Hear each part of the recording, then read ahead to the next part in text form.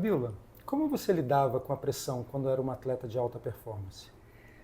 Bom, assim, lidar com a pressão é algo que eu acho bem difícil. Eu tive vários momentos na carreira. Quando estava no início da carreira, bem pequena, assim, começando a competir com 10, 11, até os 15, 16 anos, eu tinha uma ideia muito errada do que era ficar nervosa, né? De estar nervosa perante uma competição e reagir de uma forma muito negativa em relação àquilo. Então, eu não queria ficar nervosa porque eu achava que ficar nervosa era errado. Tá. Então era muito ruim porque eu não conseguia não ficar nervosa. E aí eu ficava mais preocupada ainda porque eu tinha vontade de fazer xixi, porque eu perdi o sono à noite, e eu achava, falava, ai meu Deus, eu tô ficando nervosa, eu vou nadar mal.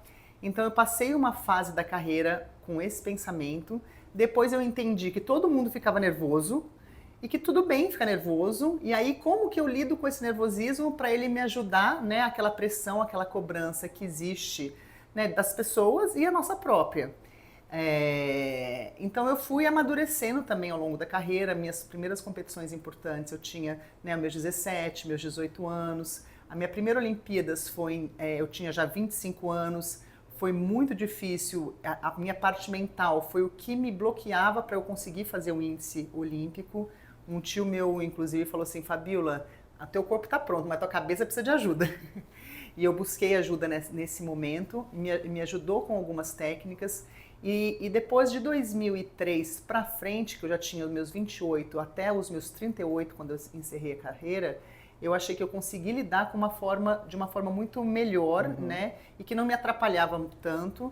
E eu conseguia fazer, né? Já todo um preparo antes de você, né, fazer mentalização, visualização, você fazer uma respiração, você ter alguns rituais que te deixava pronta para aquele momento.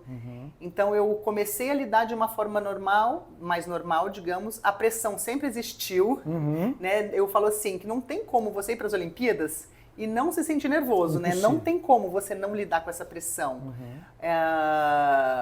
Eu acho que o atleta, de uma maneira geral, se cobra muito, é muito exigente. E eu precisava relaxar um pouquinho mais. Então eu lembro que uma das coisas que eu fazia nas competições finais, o Diogo, né, que é meu marido, me acompanhava bastante, ele falava, Fabíola, dá uma risadinha quando você entrar na piscina, entendeu? Dá uma descontraída para você, entendeu? Entrar um pouquinho mais relaxada, porque você entra muito tensa. Então eu comecei também a usar isso, foi logo no final da carreira, assim, e isso também me ajudou a, tipo assim, tá tudo bem, vamos dar uma relaxadinha. Daí ele falou assim, olha, eu vou estar lá na arquibancada, você dá um sorrisinho para mim. A forma de encarar foi diferente. Aí eu encarava de uma forma, e aí eu acho que também algumas conversas que você tem consigo mesmo, né, uma autoconversa, algumas mensagens que você vai mandando de autoafirmação me ajudaram muito. Tanto quando você está lá no que eles chamam de calling room, que é o balizamento, que é aquela salinha que fica todo mundo lá, que acho que é um dos momentos mais tensos, quanto logo antes de você subir na baliza. Então lá eu tinha as frases que eu falava para mim mesmo de autoafirmação, tipo, você tá pronta, vamos que é sua, vamos para cima.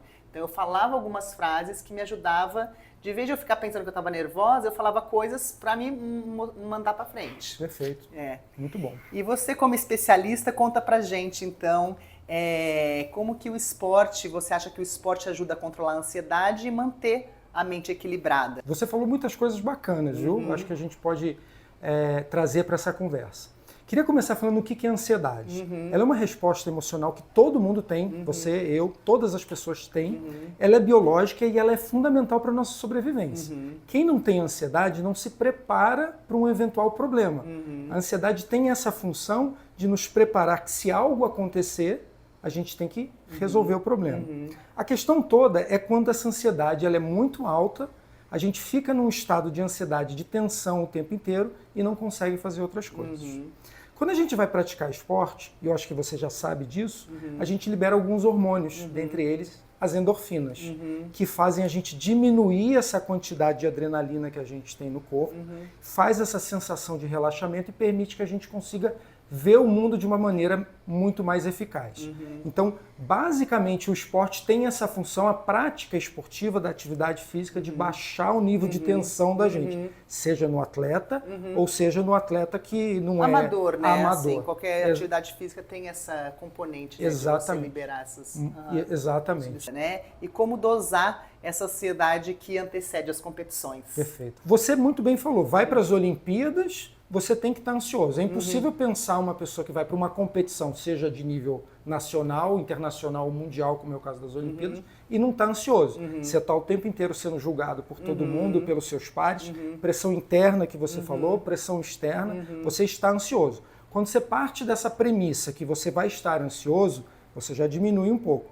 E usando as técnicas que você já falou, que são pensamentos que você pode fazer de enfrentamento para você. Vai dar tudo bem, não se preocupa, o resultado vai ser o melhor possível e assim por diante. Então, conversar, como você chamou de autoconversa, é uma excelente maneira de dosar a ansiedade que você falou. Legal. Muito bom.